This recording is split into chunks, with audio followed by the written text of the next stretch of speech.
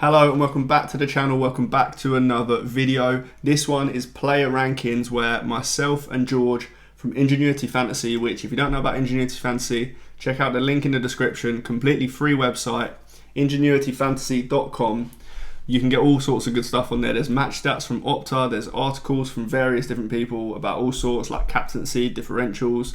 There is a transfer wizard where you can put in what budget you've got and what position you're looking at, and it will give you a nice ordered list of who to buy. Then there is the player rankings, which myself and George will be talking about today. So 6 different categories. We've got budget defenders, budget mids, premium mids, budget forwards, premium forwards. We're going to rank our top 10 in each category. So let's get straight into it. Right, hi guys, welcome back to the FPL player ranking series with myself and Brad. And as always, we will be kicking things off with the budget defender section. One good place to start, I believe, because he's on Brad's list and he's not on mine at all, is Mykolenko. Me personally, I think Everton's fixture, their next 3 fixtures are just quite tough. So I'm assuming he's in here for the double because of you. Yeah, it's a common theme in all of my lists this week that Liverpool and Everton players are much more prominent than they were before. Now, yeah, like you mentioned, the next 3 fixtures, obviously, firstly, we don't know when that double is going to be. It's likely 24 or 25, we don't know which one. But both of those fall within the 5 game weeks that we're looking at anyway. However, as you mentioned, Everton's fixtures in the next 3 aren't the best, so you can wait to get him in. There's no rush to get him in, of course, but just because he plays an extra fixture, and Everton defence isn't actually bad, so that's the reason he's there for me. Yeah, I completely get it. I mean, they've kept 5 clean sheets in their last 9 games, which is pretty good sledding, especially considering that was against the likes of Arsenal and Chelsea. I think Chelsea and Brentford. Yeah, which are 3 very high-powered attacks. So I think Everton do at any time have the capacity to keep a clean sheet against a good team, but then also at the same time have the capacity to ship 2 against a bad one. It's really hard to predict. I mean, was it Wolves? Oh no, there was a game when they conceded a load of goals in one game for some reason. Can't remember what game it was. They're a bit hot and cold, but yeah, they have the ability to keep a clean sheet against anyone. Yeah, it was against Wolves. Yeah, Wolves, they shipped 4 goals. And so, like, as you say, they're just very hard to predict. But, Pickford is the top scoring FPL keeper, and 5 clean sheets in the last 9 games can't be ignored. So, absolutely no issue with Mykolenko's inclusion. The only thing that was, holding me back is just Villa, Tottenham, and Brighton as the next 3. I like Mykolenko, especially after those fixtures. It gets great. They got Leicester, Palace, Man United who are struggling. So I think once they get those out the way, I think you'll see Mykolenko start to climb my list. And then Dean. I mean, Aston Villa, they've now got great fixtures. So after they've got Everton and then they've got Arsenal, but then they've got West Ham, Wolves, and Ipswich. Yeah. And so I completely understand the Dean inclusion. The only reason he's not in my list is just pure PTSD. Yeah, I mean he's the FPL troll as such, of course. But and actually, I mean, even when Aston Villa have had good fixtures, so Leicester at home in game week 20, for example, they didn't keep a clean sheet. They're such a weird team. I can't really get a handle on Aston Villa this season yet. They'll randomly string together 2 or 3 good performances, and then they'll again just randomly tail off. It's a bit weird, but their fixtures after the next 2 are brilliant, so that's the reason he's there for me.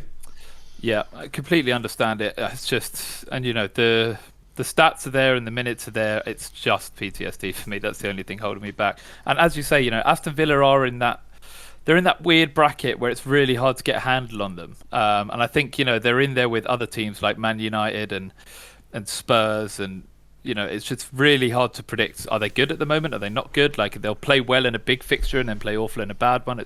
It's really hard. It makes our jobs quite tricky. Actually, it changes week on week. My opinion on the 3 teams you've mentioned, in fact, pretty much changes week on week, which is not the same as most other teams in the league. Yeah, exactly. Most of them they're fairly consistently in a certain bracket, but all three of those teams at one point have looked like a top four team and then have looked like a bottom four team. So, Yeah. yeah, really hard to pin down. And then another key point that I want to bring in, I don't understand why more people aren't talking about him personally. I think a lot of people are concerned about minutes, but enough people haven't done a proper dive, is Nico Williams. 4.3 million. We know how good he is getting forward. Part of that Nottingham Forest, defence, who are third highest in the league for expected goals against. But more importantly, people have concern about Moreno's minutes.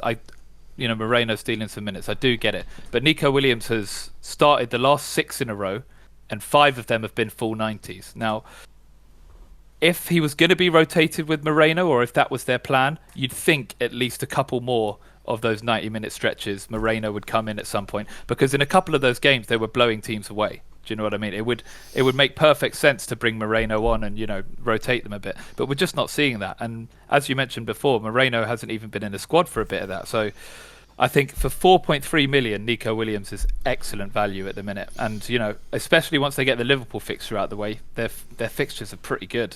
Southampton, Bournemouth, Brighton, and Fulham. Yeah.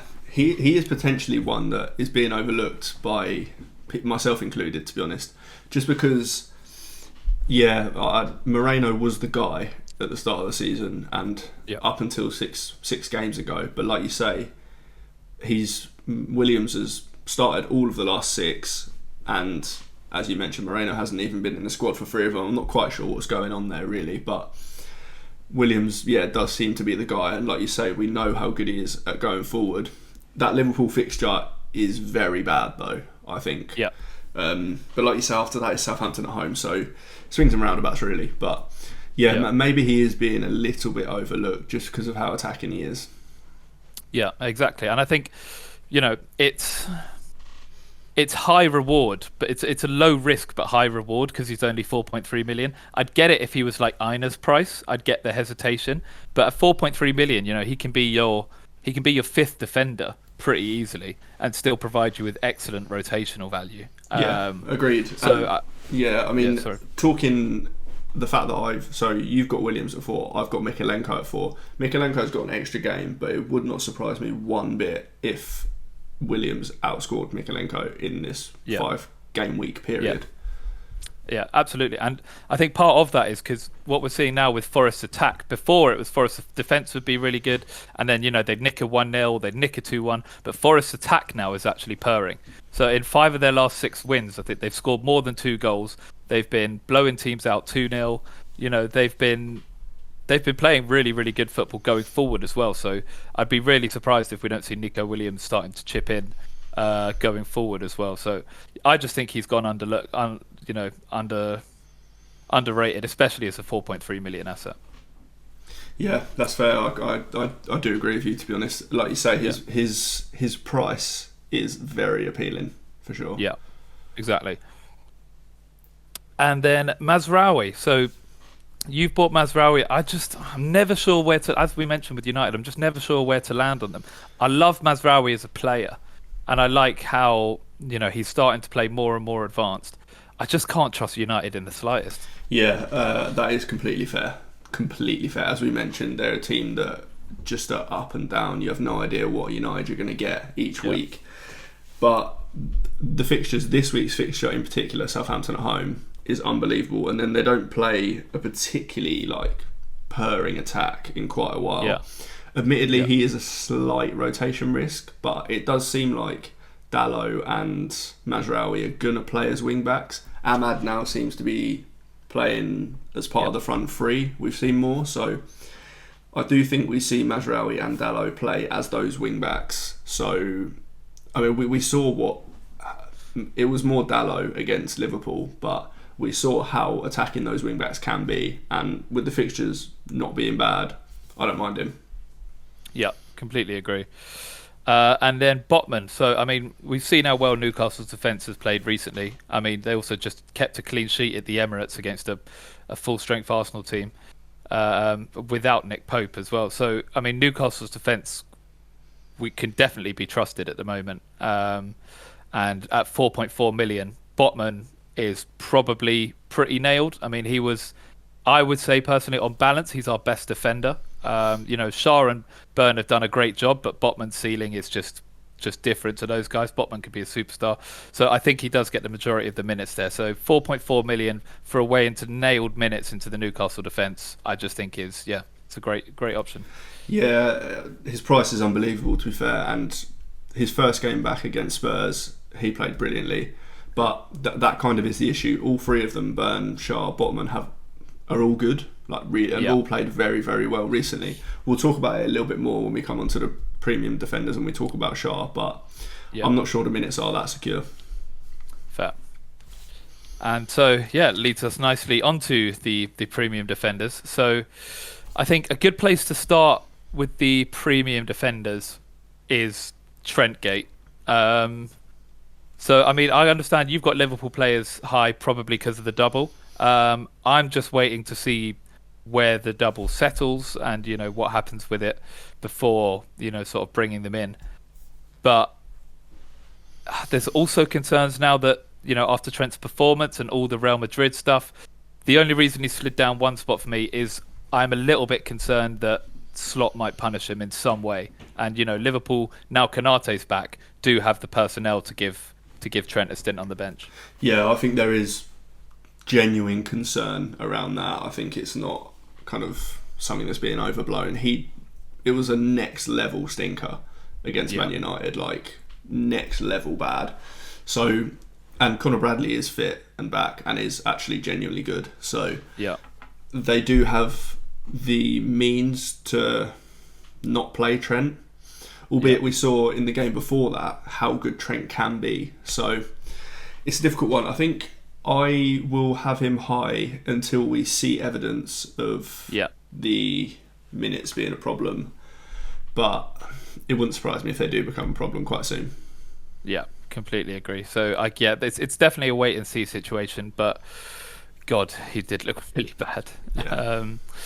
And so another one, which I think another good. So you quite a recurring theme. You seem to have quite a soft spot for these United defenders. Let's do a Dalot v Aina debate, because I don't have Dalot in my list because I can't trust United, but I absolutely love the Forest defence. So what is it about Dalot that means that he's above Aina in your list? Yeah, I might have got a little bit too excited about that performance against Liverpool because he did look good. He did look good. I don't know whether Trent made him look good or he was actually good, but that side with Bruno Fernandes and Dalot were fantastic. So if that continued, well, firstly, I think that performance alone means that his minutes are maybe slightly more secure than they were. Yeah. If they could have been, but I just think that with the fixtures they've got as well, Southampton at home this week is so good. The fixtures are better than Forest's fixtures are, but Forest are a better defence. I get that. It's just they've got a lot of crossover actually, fixture wise. They've both got Brighton at home and then Fulham away. So it's just I think you'll probably see Forest players go up a little bit in my rankings once they've got that Liverpool fixture out of the way. And the other thing is that Dalot is so attacking compared to Aina, but no means is Aina like centre back or anything like that, and he does get a little bit further forward, but not quite like Dalot does. Yeah, completely hear it. And I think the thing for me, Aina just does have bonus point tendencies as well, which we've seen throughout the season. He chips in with a goal here and there. So I would personally say that attacking wise, especially the way Forest are playing at the moment, I would have them on par.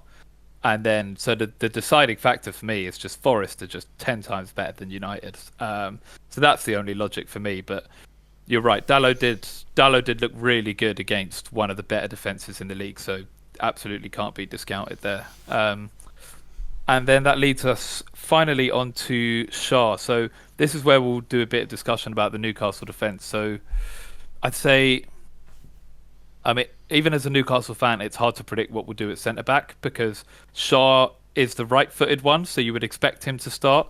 Botman traditionally was the mainstay, but he's come back from injury. He started 2 in a row, but Dan Burn is probably playing the best. So it's all three have a really, really good case to start. I think just because of where Botman, the team we are when Botman is in there and how inspired we look, I would say Botman is probably most nailed, and then Shah and Burn are probably level, but it's very, very tricky to predict. Yeah, I mean, Dan Burn, on paper, you'd probably say that it's Shah and Botman, but like you say, Dan Burn has played so good recently, especially against Arsenal in the Cup. He was immense. So it is difficult. The one thing that I read the other day was that Dan Burn and Botman, obviously both left-footed, and against Spurs was the first time that Eddie Howe played two left-footed centre-backs since he's been at Newcastle. So clearly doesn't like doing it. I mean, he hasn't needed to because Shah or Lascelles have both been around.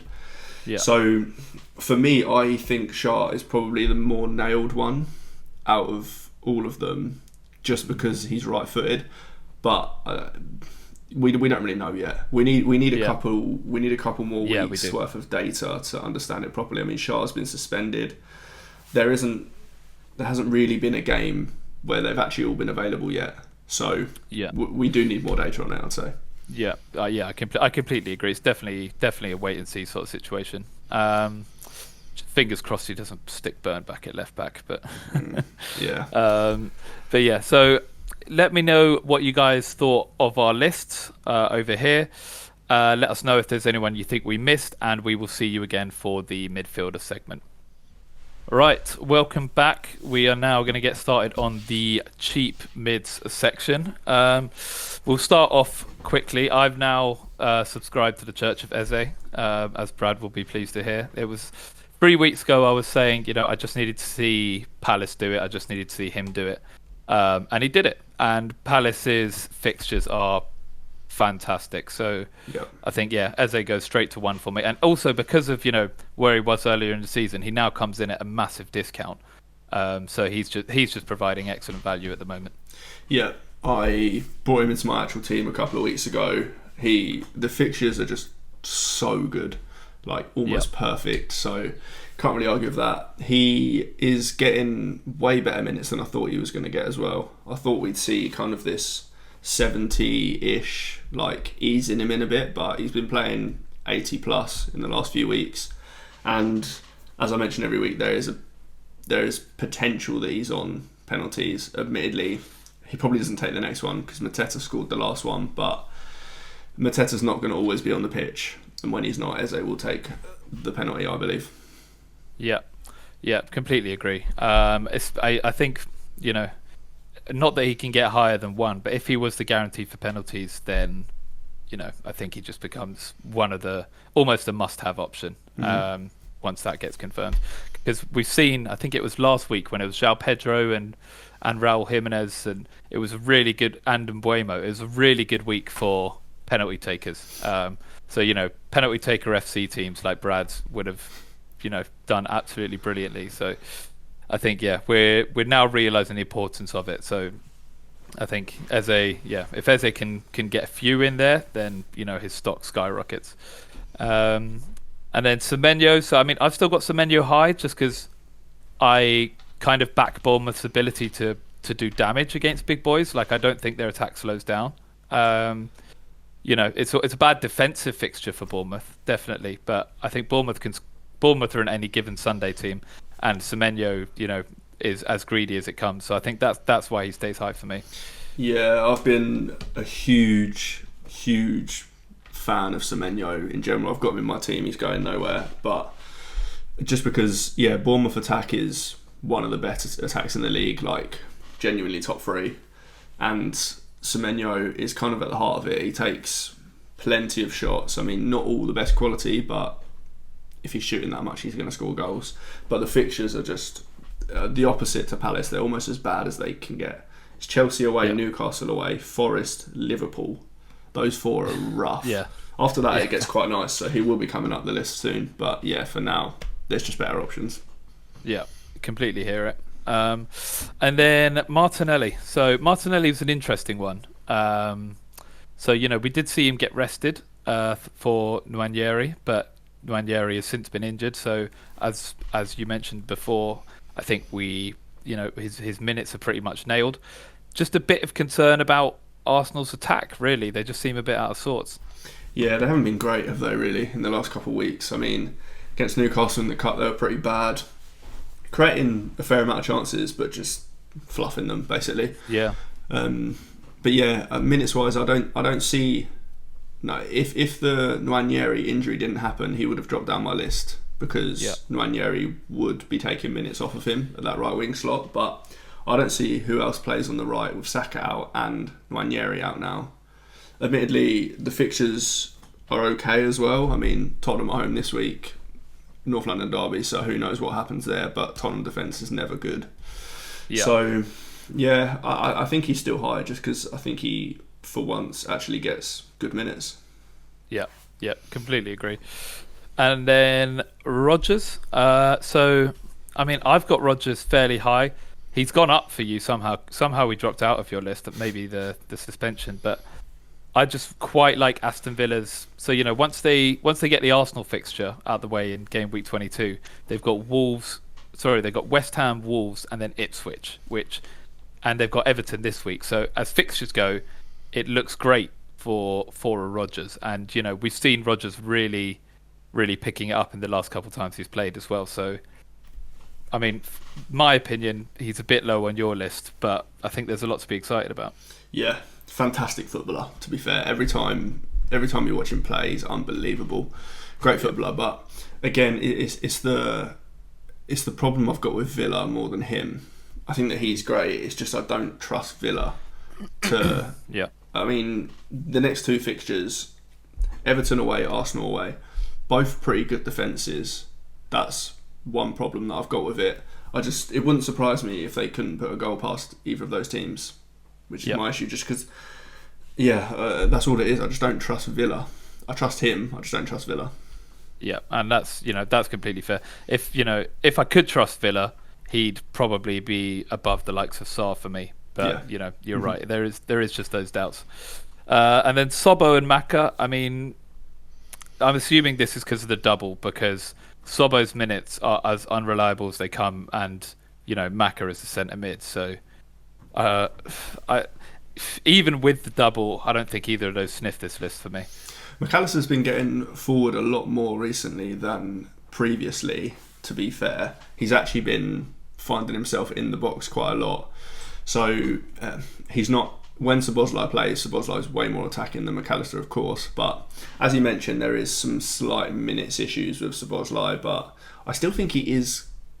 Maybe this is delusional, but I still think he is the first choice in that 10 role. To be honest, and I think we'll see his minutes improve over the next few weeks. Personally, I just think their last two games where they've won. Sorry, the last three games. He hasn't started any of them, and I think that is just automatically a concern for me. He came on for Leicester and got 12 minutes, but for anyone to be in my list, I think you can't not start 3 games in a row. Yeah, that's fair. I like I say, I for some reason I still think he is that first choice there, and I do think we'll see his minutes improve, but maybe I'm going to be wrong on that. And then Savio. So, I mean, he's entered both of our lists. He passes the eye test. City's attack is, looks like it's cooking again. And weirdly, he actually looks quite direct for a Pep player. Yeah, I mean, it seems reactionary given that he's got a ridiculous amount of returns in the last couple of weeks. But yeah, he's just brilliant. I mean, most of the season we've seen him play on the right. The last couple of games he's played on the left, and it seems to have benefited him and City quite a lot. He's been the creative player. I mean, they've got De Bruyne, Foden, whoever else, but he's the one that's creating the chances. His deliveries for Haaland are unbelievable. Yeah.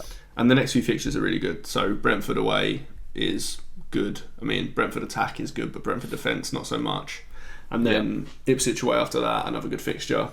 After that, the fixtures do get pretty bad, but the next two are good. I will say, though, Chelsea at home isn't the scary fixture it once was, especially for attackers. Chelsea just really struggling to keep teams out at the moment. On paper, they've got good defence, but I think also injuries to Fofana and Badiashile means that you've got the likes of either Tosin or Disasi starting, and I think there's always going to be opportunities there when a defence has got two big pieces injured like that. Yeah, I mean I could be wrong, but they're not conceding loads of goals though.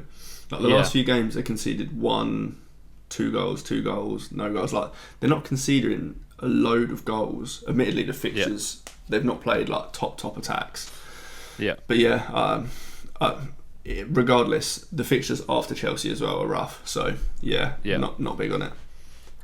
And then following that, so I will just want to continue my worship of Nottingham Forest. I've brought in Gibbs White and Elanga. Gibbs White, absolute talisman. Forest look really, really good, and he is a central part of everything they do. He's also, the presence on penalties is definitely huge there, which maybe. But yeah, maybe, but we have seen it. It'll be rotated a bit, maybe. You don't think so? I'd think Wood takes penalties until he misses. Like I can't see Wood not taking a penalty, to be honest. Yeah, fair enough. I mean, we have seen it be Gibbs White before. Yeah. And I think the way Nottingham Forest are very selfless at the moment. I think anytime you rotate penalty takers within I think we're looking at more of a Crystal Palace situation here than we are Wood is absolutely nailed. Because Wood initially took over when Gibbs White wasn't on the field, so I think we could see a bit of a share. Maybe if one of them's low on confidence or something, they get rotated in. But we have seen Gibbs White be that guy before, so I think there is that potential. But I think the main star standout, the surprise I wanted to talk about, is Elanga. So the way Nottingham Forest are playing at the moment, you've got Elanga and Hudson-Odoi, but Elanga is the main one where the serious production is coming from. Last 5 games, got 3 goals, 2 assists. But I think the main draw, if anything, that sort of takes me towards Elanga is the price tag. I mean, 5.2 million for a team who's third in the league. The attack is playing incredibly well, and who's got 3 goals and 2 assists in the last 5 games. I just think it's brilliant value. Yeah, that is brilliant value. Unbelievable value, actually. And they're both just very, very good, to be fair. They could be in my list, but I just think the pool of budget midfielders is huge right now. There's so many good budget mids that it's tough for them to get in with the fixtures they've got. If they had like really good fixtures, then they would be in for me. But I think it's just this Liverpool fixture next that is stopping me from putting them in. But I've got nothing bad to say about them apart from this next fixture. Yeah, I think obviously I'm just a bit, I may be getting ahead of myself a bit on Nottingham Forest, but I've been waiting all year for that inevitable drop off, and I've mentioned before when we beat them 3-1, I thought that was going to be like, okay, Nottingham Forest are going to come back to earth, but instead they've just rallied and they've won 6 on the bounce. So I don't think that drop off is coming. I think they're a genuine Champions League team until the end of the season. Yeah, and now on to premium mids. Not a huge amount to talk about, not a huge amount of difference, but I think one key factor that we do need to mention is the rise of Bruno Fernandes. I think, he's on penalties. He's such a key part of Man United's attack, but, above everything else, the guy's just a brilliant footballer. We even saw against Liverpool when he rolled in Lisandro Martinez. Even Martinez didn't even know he was in, and that's just a testament to how good a footballer Bruno Fernandes is. Man United, I think, would be really, really stuck without him. Yeah, he is unbelievable. Like you say, Martinez wasn't even looking for that pass. He wasn't calling for it, nothing. He just saw it and played it, and a goal came from it. He is so good. Like you say, minutes, brilliant, on penalties, and the fixtures are so good. If Man United play well, it's because he's playing well. And these fixtures are ideal for him, especially this next one, Southampton at home. Yeah, absolutely. Southampton at home is probably the juiciest fixture on every team's fixture list. But then, they follow it up with Brighton, who by no means have a good defence. Then they've got Fulham, then they've got Crystal Palace, then they've got Tottenham's depleted defence, then they've got Everton, then they've got Ipswich at home. So, do not hesitate about bringing Fernandes into your teams. Do not overthink it. The guy is a brilliant asset. And then another key talk, he slightly frustrates me every week, but maybe he's just not that good anymore. Is Son?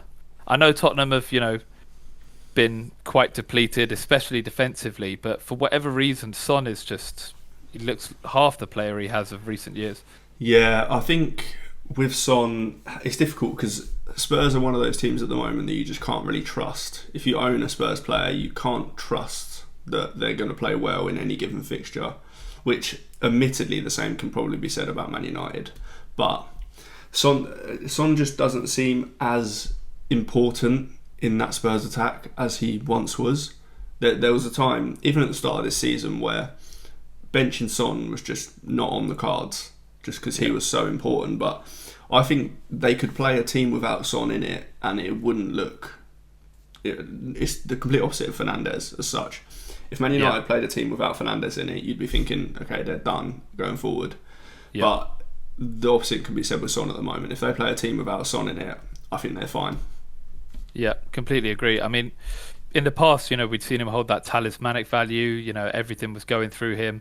And now, I mean, everything goes through the likes of Maddison and Kulusevski and, even Brennan Johnson at times. So I just think, Son looks a bit of a shell of himself. And, especially considering his price, he's as close to a do not own asset as it gets at the moment. And then, also Odegaard. Odegaard has taken a bit of a tumble down both of our lists. He's just not really trustworthy at the moment. I think Arsenal's attack is faltering a little bit. But also, he just doesn't have the clinical front line to feed it to. Saka's gone. Saka was an absolute gunman. Saka was a great finisher. But between Havertz, Martinelli, Jesus, there's just not good enough finishing to trust Odegaard, I think. Yeah, I do agree. I mean, we saw that Odegaard didn't start in the most recent Premier League game. I think that was just due to illness. I think it was. Not 100% sure on that, but I think it was illness. Regardless, though, I mean, even when he has played, he's not been that good. He's not like the Odegaard we've seen previously. I mean, at the start of this season or last season, he's just... the Arsenal attack in general just isn't at it right now, which makes him at 8.4 million quite an expensive asset, I think. Yeah, completely agree. I think he's just similar to Son in that sense. Like if he was a bit cheaper, he'd be worth taking a punt, but 8.4 is just a big do not buy sign. So that rounds out the midfielders segment. Let us know what you think of our lists. Let us know if there's anyone you think we missed, and we will see you again for the forwards. Right, now welcome back to the forward segment, and we will get started straight away as Brad has finally come round to putting Wood ahead of João Pedro. Yeah, I'm still a bit wary on it though, to be honest, just because Wood is overperforming massively. Now, I'm not saying he's not good. He's unbelievable. The Forest attack is great. Forest in general are great, but he's scored 12 goals from about 6 or 7 XG. Not that that's always something to read into. There's players that do just overperform their XG consistently, but it's not something we've seen from Chris Wood before. Yep. And to be honest, it's kind of a situation of who cares, just ride it, I guess. Ride this wave that he's on. Yeah, and I think it's a good point you made about XG, because as much as I do trust XG, I think the thing that it doesn't account for is how on form a player is, how much confidence they're playing with, because XG measures the chances that you create and the positions you get into, but then there's a whole nother non-luck aspect about actually putting the ball in the net. And if you're playing out of confidence or out of sorts, then you're going to underperform your XG. But we're seeing Chris Wood, attempting chips, attempting lobs. We're seeing him just absolutely welly it. He's playing with so much confidence at the moment that it's hard to say it's luck when he looks incredibly assured taking on the low XG shots he does. So I think it's a bit of both.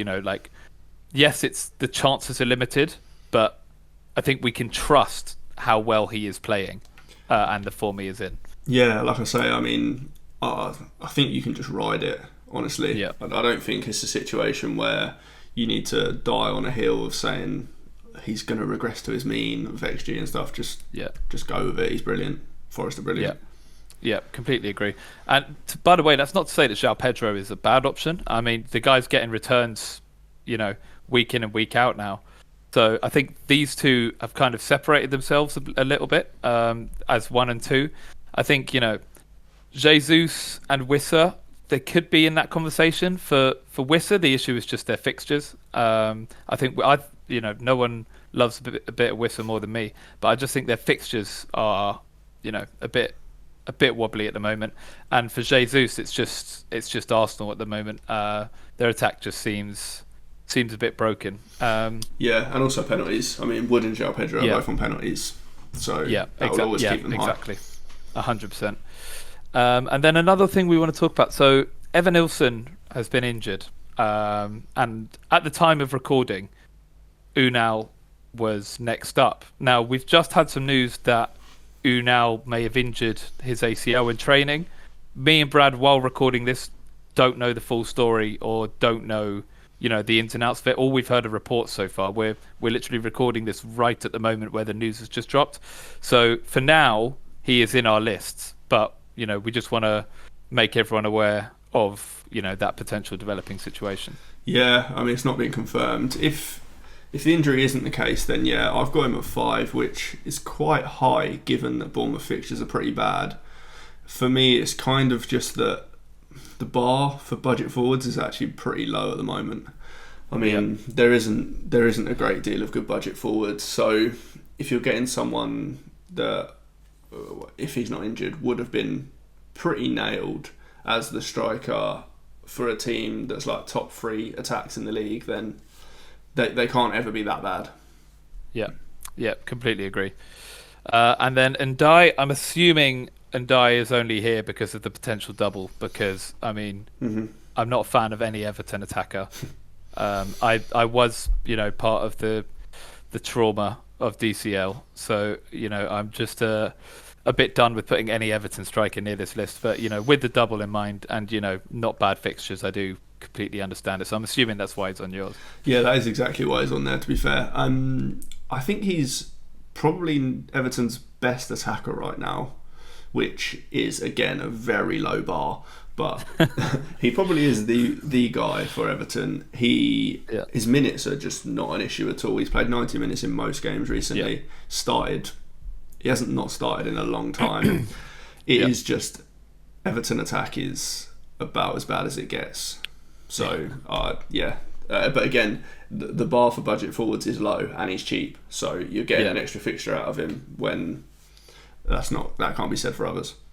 Yeah, it's quite interesting actually. Earlier in the season, we saw budget forwards. They were all firing. There was such a plethora of options, and it was actually the cheap midfielders where the options were really, really thin. I think it was genuinely just like everyone was so in on Rodgers because he was the only one. And now we've seen it shift from the majority of options at cheap points from forwards to midfielders. So it's been quite interesting. And then the final point. So Duran is now served his suspension and he is back. It remains to be seen if he'll walk straight back into the starting job. But I think, with West Ham, Wolves and Ipswich in their next 5, I think Duran has real potential to go off. It's just about, if he'll get those minutes. Yeah, the fixtures really are there for Villa. As we've mentioned in the other categories, the fixtures are great. I just think we probably see minutes shared. I mean, as we've mentioned before, we're both ridiculously huge Duran fans. Yeah. But I just think him and Watkins share minutes, so it's tough to go there. Yeah, completely. And then premium forwards. So, I mean, definitely, I would be lying if I said there wasn't some bias here. Isak's still holding down the number 1 spot for me. In my opinion, at the moment, the best striker on the planet.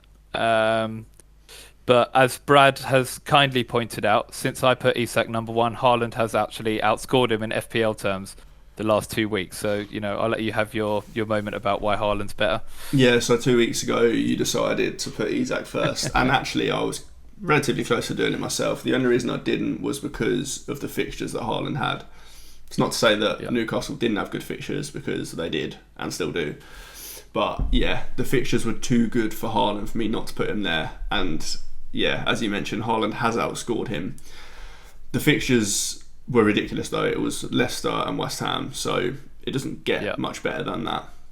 They're very close. If they were the same price, then they would be very close. But the fact that there's 5.5 million difference in their price right now is just silly. I mean, if you're comparing the two, Isak is just unbelievable value. Yeah, completely agree. And then another key talking point. So Gakpo, you've actually got Gakpo pretty high. You've brought him in at 4. So, I mean, Gakpo, by all means, especially at the moment, is an absolutely brilliant player. Potentially one of the most improved players in the league. He looks absolutely on fire.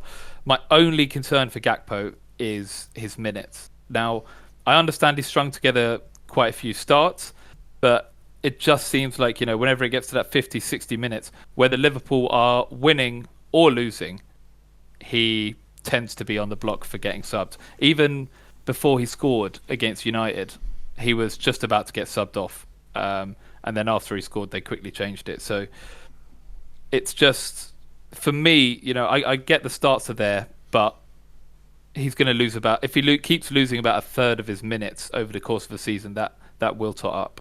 Yeah, for sure. I mean, he's far from nailed for 90 minutes. I think it's 9 Premier League starts in a row now. I think he's definitely first choice on the left. Yeah. Not that means a great deal at the moment, given that everyone is fit in terms of Diaz, Darwin, Jota. They're all fit, so minutes will be shared. But I would guess, will get the most minutes out of all of them. And given that Liverpool are probably the best attack in the league, they've got a double game week coming up. Ideally, you would, if you can find one, you want a second attacker from that team as well as Salah. He's the one to go for if you're going to get a second attacker. Not that that's necessarily the play. You could double up on defence, given we don't know who's going to get the minutes, but I do think that Gakpo is second in line for minutes after Salah. I think it's a good point you mentioned, especially with the double coming up. He seems to be the one with the most guaranteed minutes. Not that it's even super guaranteed, because slot roulette has been a feature of the entire year. But if you are going to go for an option, I think Gakpo is definitely the number 2 option there for sure. And then Jackson. So I've seen quite a few people losing patience with Jackson, and he has been prone to a bit of rotation.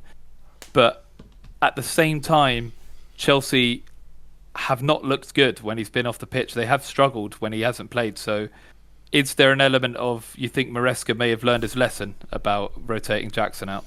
Yeah, I mean, I put a bit of a jokey post out there the other day. I say jokey, it was partly serious to be honest, but where in the last 3 games, Chelsea have basically lost something from when he's not been on the pitch.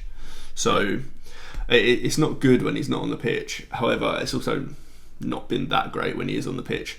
He's missing a lot of chances, but I firmly believe that at Chelsea there is no one better than him. If there was a player that was getting loads of chances as well, then fine. But when Nkunku's on the pitch, say, he's getting less chances than Jackson's getting, and Jackson won't continue to miss chances forever. So Jackson is really, really good at getting chances. He's just not always the best at scoring them, but I just can't see that continuing forever. Yeah, I think the only issue I have with Jackson isn't so much to do with him specifically. I think it's more to do with the other options at the forward position. So, if you're ever debating Isak v Jackson, stop it, give your head a wobble. Like, it has to be Isak now. But then, you've got Haaland started purring again. You've got Chris Wood on fire. You've got Jesus getting starts for Arsenal. You've got, Wissa and Brentford's attack looking absolutely incredible.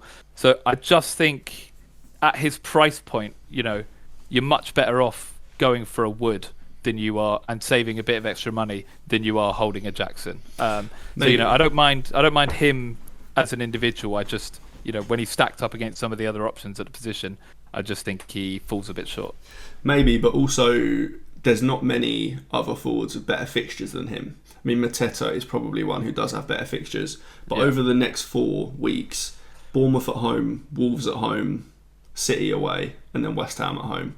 Those 3 home fixtures in the next 4 weeks are very, very good, which can't be said for most other forwards right now. Yeah, very true. And I think, that does lead us quite nicely onto Mateta. As we said before, Crystal Palace's fixtures do look brilliant. And Mateta will get a bulk of minutes. And he's probably on penalties. I think we can safely say that. And if we remember the Mateta of last season, this guy, once he gets going, can really get going. I think he's just an all-round exciting prospect.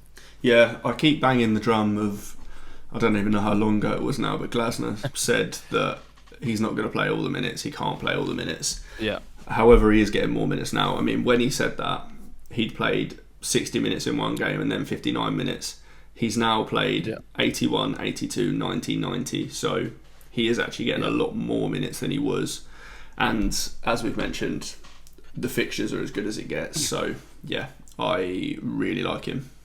Yeah, I completely agree. So that rounds out the striker section and the entire video, actually. So let us know what you think of our lists. Let us know if there's anyone we missed, and we will see you again next week. And that is all for this one. If you like the video, do hit like, do subscribe. Check out ingenuityfantasy.com. The link is in the description. All sorts of good stuff on there, as I mentioned in the intro. But for now, that is all. We'll see you in the next one.